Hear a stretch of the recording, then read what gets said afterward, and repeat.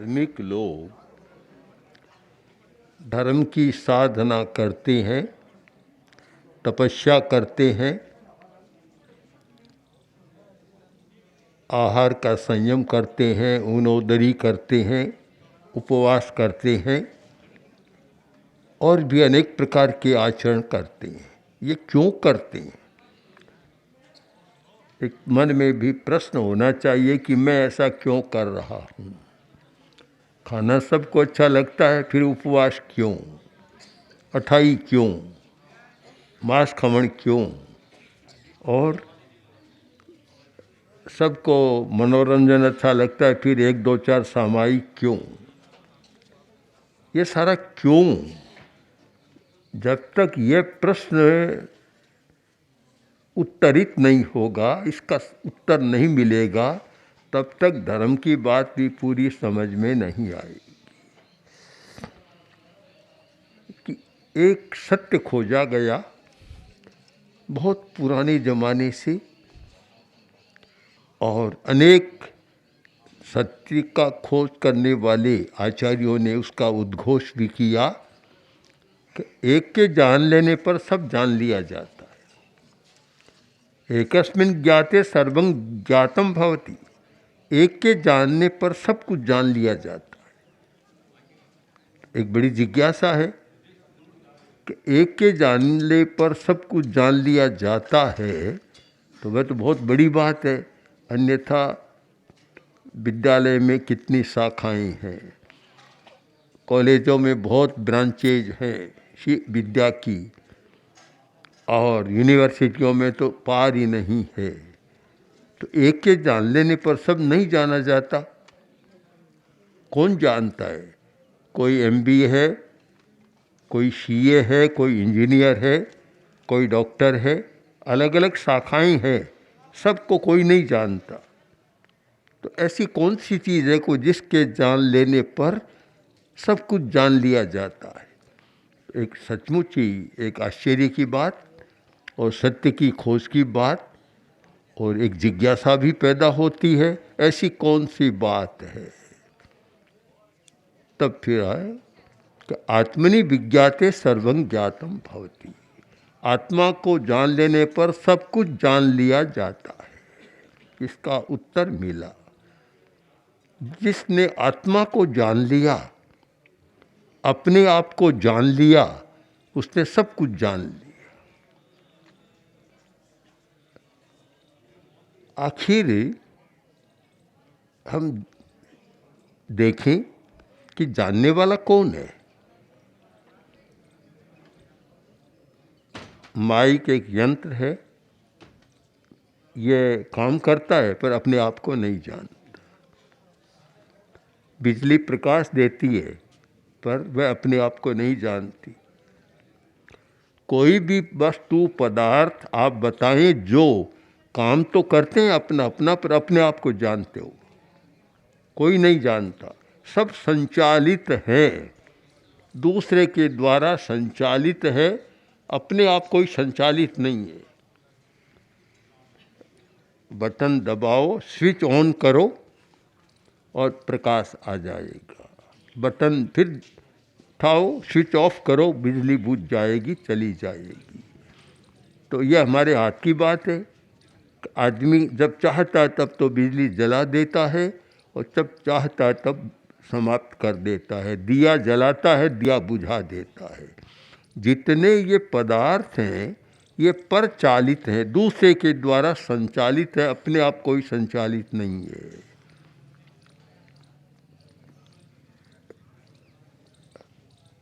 हमारे शरीर में एक व्यवस्था है। मनुष्य का या प्राणी का जो नर्वस सिस्टम है, उसमें दो बातें हैं कि इच्छा चालित और स्वतः चालित। स्वतः चालित है, हम श्वास ले रहे हैं, श्वास इच्छा चालित नहीं, अपने आप आ रहा है। कोई ध्यान दे या न दे, सूता हो जागता हो, श्वास तो अपने आप चलता है, क्योंकि यह स्वतः चालित है। तो हमारे स्वतः चालित है। इसका मतलब है कि चेतना में वह शक्ति है कि वह स्वतः चालित है। चेतना दूसरों को चलाती है, चलाने वाली चेतना है, आत्मा है, दूसरों को चलाती है। तो और कोई चीज़ अपने आप नहीं चलती। जितने भी यंत्र हैं अपने आप तो कहाँ है, आखिर किसी ने बनाया है।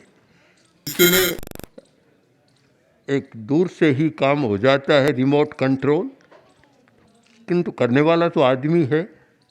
करने वाला सब चेतनावान है। अज्ञान अचेतना कोई काम नहीं कर सकती। तो ये एक रहस्य खोजा गया कि तुम चेतना को जान लो तो सब कुछ जान लिया जाता। धर्म की सारी खोज अपनी आत्मा को जानने के लिए, अपनी चेतना को जानने के लिए है। ये आंगन है और इस पर लाठी लेकर प्रहार करो, इसको कष्ट नहीं होगा, कष्ट नहीं होगा, क्योंकि यह चेतन है। एक आदमी बैठा है, उस पर लाठी का प्रहार करो, उसे कष्ट होगा, रोने लग जाएगा, क्योंकि उसमें चेतना है, संवेदना है।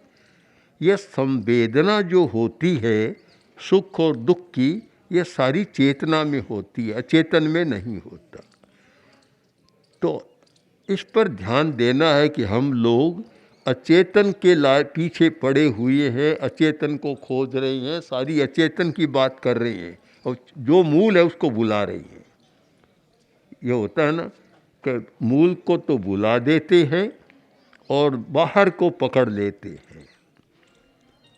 एक बड़ी मार्मिक कहानी है कि एक कस्बे में एक सेठ था, बड़ा धनी आदमी था, और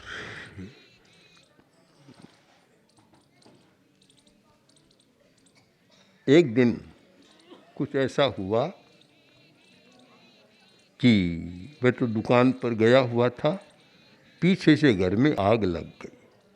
बहुत सामान, बहुत धन, बहुत सब कुछ था, चारों तरफ हड़कंप मच गया। लोग दौड़े और वस्तुएं निकालनी शुरू की। सब पेटियां, बड़ा बड़ा और जो कुछ था सब निकालना शुरू किया। घंटों लगे पर सब निकाल ली। सेठ को पता चला, वह आया देखा तो घर जल रहा है, धू धू। उसने कहा कि आग लग गई, कैसे लगी? कि ये तो पता नहीं, लग गई। पर सेठ साहब, चिंता की बात तो है, पर ज़्यादा चिंता की बात नहीं है, घर तो जलेगा, पर जितना कीमती सामान था हमने सारा निकाल लिया। आप देखिए सारा बाहर पड़ा। तो वह उसकी पत्नी भी अपने पीहर गई हुई थी, वह भी आई। दोनों पति पत्नी देख रहे हैं घर जल रहा है और क्या सारा सामान निकाल लिया, चिंता मत करो। इतने में वह पत्नी बोली कि मेरा बच्चा कहाँ है? छोटा बच्चा सो रहा था, वह कहाँ है? उसको तो हम भूल गए, वह तो जल गया। ठीक ऐसा ही हो रहा है कि जो धन को भोगने वाला था वह तो मर गया है, धन सामने बाहर आ गया। हम पदार्थ का उपयोग करें पर इस बात को न भूलें तो आखिर भोक्ता कौन है, उपभोग करने वाला कौन है, जानने वाला कौन है, बनाने वाला कौन है, उसको हम भूलते हैं तो फिर वह दुखी बनता है। आदमी दुख इसीलिए भोगता है कि जो मूल है उसको तो बुला रहा है, पेटियों को बाहर निकाल रहा है, मूल को भूल रहा है। धर्म का उद्देश्य था कि चेतना को समझें, आत्मा को समझें और आत्मा को पवित्र रखने का प्रयत्न करें। जो व्यक्ति अपनी आत्मा को पवित्र नहीं रखता, वह व्यक्ति दुखी रहता है, बहुत धनी होकर भी दुखी रहता है। ऐसे बहुत लोगों को हमने देखा, पास में धन तो बहुत और आंखों में आंसू झर रहे हैं, क्योंकि वह मूल बात को भूल रहा है, चेतना को भूल रहा है। ये सारा धर्म का उद्देश्य था कि हर व्यक्ति अपने आप को जाने, अपने आप को देखे, अपने आप को समझे। आज वैज्ञानिक युग है, लोग बहुत विज्ञान की तरफ आकृष्ट हैं और विज्ञान अच्छा है, हम भी विज्ञान को महत्व देते हैं, समन्वय भी करते हैं, पर इस बात को कभी नहीं भूलते कि विज्ञान के द्वारा पदार्थ को जाना जा सकता है, पदार्थ का निर्माण किया जा सकता है, किंतु वह करने वाला विज्ञान नहीं है, वह करने वाला तो चेतन ही है। मनुष्य करता है, चेतन ही करता है। तो अपने आप को जाने बिना जो व्यक्ति कोरा वैज्ञानिक पदार्थों का उपभोग करता है वह हमेशा दुखी बनता है। धर्म का काम, अध्यात्म का काम है कि अपने आप को जानो, अपने आप को जानो। और दूसरी विद्याओं का काम है पदार्थ को जानो, पदार्थ का निर्माण करो, पदार्थ का उपभोग करो, सब उसका काम है। किंतु जो अपने आप को नहीं जानता, तो व्यवहार की बात कहूँ और आगे की बात नहीं, तो यह है कि वह बहुत दुखी रहता है, शरीर में भी दुखी रहता है। आज की जो एक समस्या है हृदय रोग की, ये क्यों है?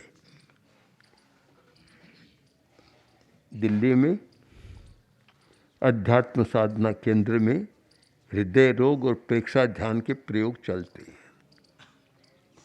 सैकड़ों लोग, हजारों ही अब तक तो आ गए होंगे, स्वस्थ होते हैं।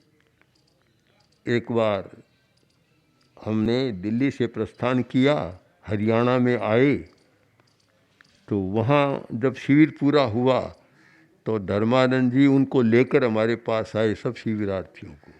तो मैंने देखा कि उनमें 10 से ज़्यादा तो डॉक्टर थे हृदय रोग। अब एक तो डॉक्टर दूसरों की बीमारी का इलाज करता है, दूसरी ओर हृदय रोग से पीड़ित है, हर रोग से पीड़ित होता है। कारण क्या? कि जो अपने आप को जान लेता है वह आहार का संयम करता है। धर्म का पहला होता है तपस्या, आहार का संयम। आज आहार का संयम नहीं है, इतना खाया जाता है, इतनी चीज़ें जो शरीर के लिए आवश्यक नहीं, केवल जीव के लिए आवश्यक है, शरीर के लिए तो अनावश्यक है, वे खाई जाती हैं। और आज के नए नए शब्द ऐसे चल पड़े कि हमें तो पूछना पड़ता है छोटे संतों से, जो छोटे छोटे दीक्षित होते हैं और जो उसमें रहकर आए, उनसे पूछना पड़ता है इसका नाम क्या है, क्या वह बर्गर, हाँ वीज़ा, पिज़्ज़ा है, वीज़ा, ये सब नाम पूछना पड़ता है। और इन चीज़ों ने हृदय को इतना प्रभावित कर दिया।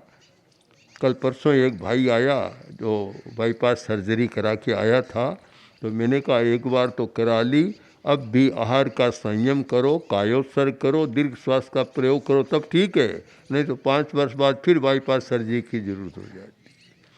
तो अपने आप को नहीं जानने का परिणाम क्या है कि व्यक्ति शारीरिक दृष्टि से भी दुखी बन रहा है, मानसिक दृष्टि से भी दुखी बनता है, भावात्मक दृष्टि से बहुत ज़्यादा दुखी बनता है। कि बस आज तो एक छोटे बच्चे को भी 10-12 वर्ष का एक थोड़ी सी कोई बात कह दी, इतने में या तो रूठ जाएगा, घर से भाग जाएगा और भी आगे कुछ कर लेता है आजकल। तो तीनों तरह से दुखी हो रहा है, शारीरिक दुख, मानसिक दुख और भावात्मक दुख। और सबसे जटिल होता है ये भावात्मक दुख, ये इमोशनल, सारा ये ज़्यादा दुखी होता है। तो इसलिए धर्म को समझने का आप अर्थ समझे कि हम धर्म को समझने का मतलब अपने आप को समझते हैं, अपने आप को इन सारे दुखों से बचा सकते हैं, शारीरिक दुखों से भी बचा सकते हैं। उपवास करने वाला, एकांतर करने वाला तो लंबा जी जाता है और बहुत खाने वाला जल्दी मर जाता है। उपवास से कोई बीमार नहीं होता, कोई मरता भी नहीं है जल्दी।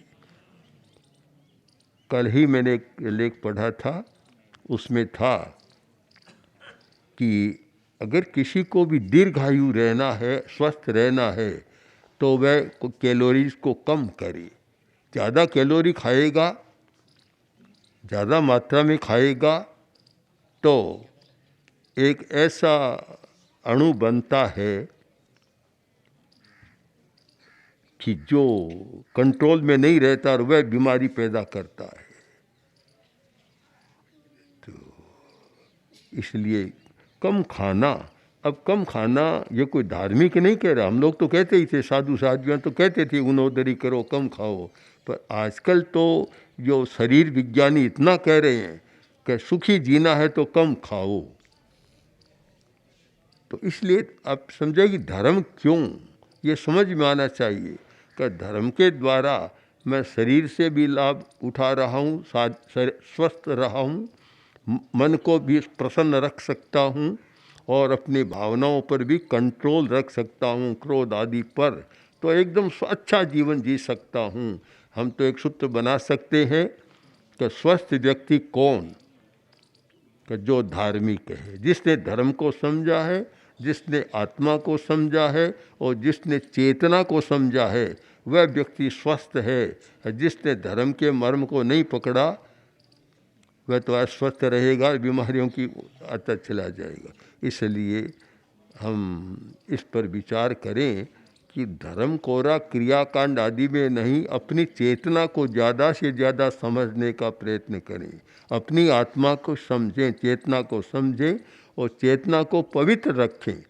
पवित्रता की क्या मनोविज्ञान की भाषा में होता है सकारात्मक नकारात्मक, किंतु जैन दर्शन की भाषा में जो व्यक्ति 18 पापों से बचता है उसकी आत्मा पवित्र रहती है। करेमी बनते सामायिक सावध्यन जोगम प्रत्यखामी। सावध्य योग का मतलब 18 पाप। जो 18 पाप से आपको बचाता है उसकी आत्मा पवित्र रहती है और जो 18 पापों का सेवन करता है उसकी आत्मा मलिन हो जाती है। बस इतनी सी बात समझ में आ जाए तो शायद बहुत अच्छा धार्मिक और बहुत अच्छा व्यक्ति सुखी बन सकता है।